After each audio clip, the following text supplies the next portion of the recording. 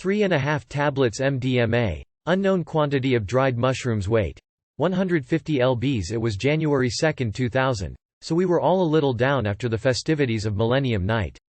Our friends Joe and John had returned to university halls, and we decided to go and spend the evening with them and take some pills. After an hour or so at the local pub, we went back to John's house, and got busy with the pills.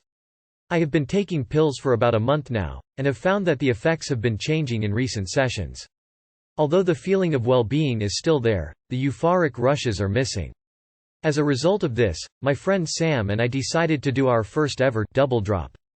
So out came the water and we both swallowed 2 double euros, which are our pill of choice over here. I sat down and built a spliff while we waited. It usually takes me about 1 hour to properly come up, so I was ready for the wait. Within 30 minutes, however, the effects were in full force.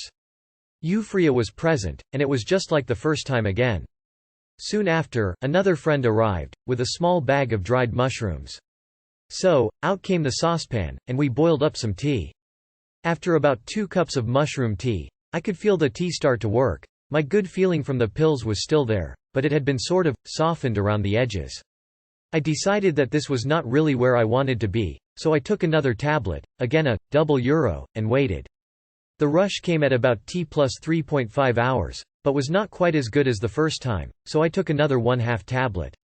Throughout this I continued to drink cups of mushroom tea, and after we had boiled them about 5 to 6 times, we then cooked them one last time, and put them into some soup, which we all consumed.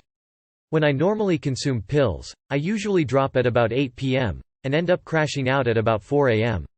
When I combined my pills with mushrooms, I managed to keep going until 7 a.m., and even then I did not feel as exhausted as I usually do. In conclusion, is the combination a good one? I think not. I was enjoying my experience a lot more before the shrooms kicked in, and felt that they took the edge off of my high.